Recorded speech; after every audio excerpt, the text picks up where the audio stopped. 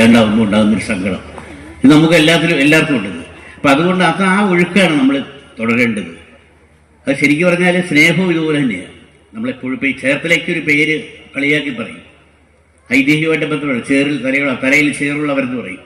പക്ഷെ അതല്ല, ചേർത്ത തലയുള്ളവരാണ്.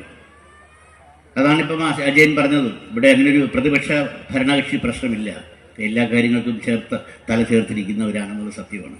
നമ്മൾ അത് തന്നെയാണ് ചെയ്യേണ്ടത്. കാര്യം അങ്ങനെ ചെയ്യുമ്പോഴാണ് ഇതിൻ്റെ ഒരു ഭംഗി നമുക്കുണ്ടാകുക. കാര്യം ഈ ഒഴുക്ക് നിലയ്ക്കാണ്ടിരിക്കുക. സ്നേഹവും അങ്ങനെ തന്നെയാണ്. സ്നേഹം വരണ്ടു പോകുന്നതും ജലം വരണ്ടു പോകുന്നതും ഒരുപോലെയാണ്.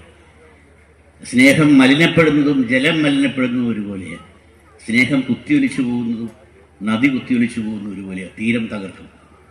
സ്നേഹം കുത്തിയൊലിച്ചാൽ മനസ്സ് തകരും, ജലം കുത്തിയൊലിച്ചു കഴിഞ്ഞാൽ തീരം തകരും. അപ്പം ഇത് രണ്ടും ഒരുമിച്ച് കൊണ്ടുപോകുക, അത് ചേർത്തെടുക്കുക എന്നുള്ളതാണ് നമ്മുടെ ഏറ്റവും വലിയ ദൗത്യം. ഇനിയിപ്പം ഈ ഒഴുക്ക് ഹെയ്നിക്കൻ എന്ന ലോകത്തിലെ ഏറ്റവും വലിയ ബിയർ കമ്പനിയുടെ ഒരു പരസ്യമുണ്ട്. When you make a great beer why do want to make a fuss about it. ഒരു വലിയൊരു കാര്യം ചെയ്യും, മഹത്തായ കാര്യം കൂടുതൽ സംസാരിക്കേണ്ട കാര്യമില്ല. നമുക്കിതേ ഉള്ളൂ. ഇപ്പം AS കല എന്നുള്ള പേര് തന്നെ A മുതൽ S വരെ എത്ര ദൂരം ഉണ്ടല്ലേ, എത്രയോ അക്ഷരങ്ങൾ അതിനിടയ്ക്കുണ്ട്. പക്ഷേ നമ്മൾ അടുപ്പിക്കുകയാണ്. അടുത്തിരിക്കാൻ തോന്നുന്ന പറഞ്ഞതിൻ്റെ മാലിന്യം കുറയാന്നുള്ളതാണ്.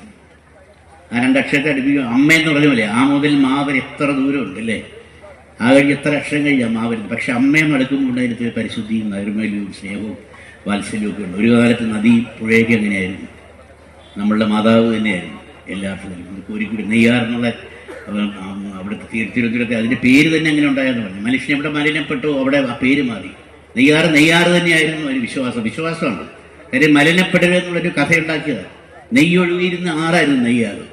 ഒറ്റ നിബന്ധന ഉണ്ടായിരുന്നു, ആവശ്യമുള്ളവർ നേരിട്ട് പോയി എടുക്കണം, മറ്റൊരാളെ അയക്കരുത്. ആവശ്യമുള്ള അത്രയും മാത്രമേ എടുക്കാവൂ, കൂടുതൽ എടുക്കില്ല. ആരോ തെറ്റിച്ചു.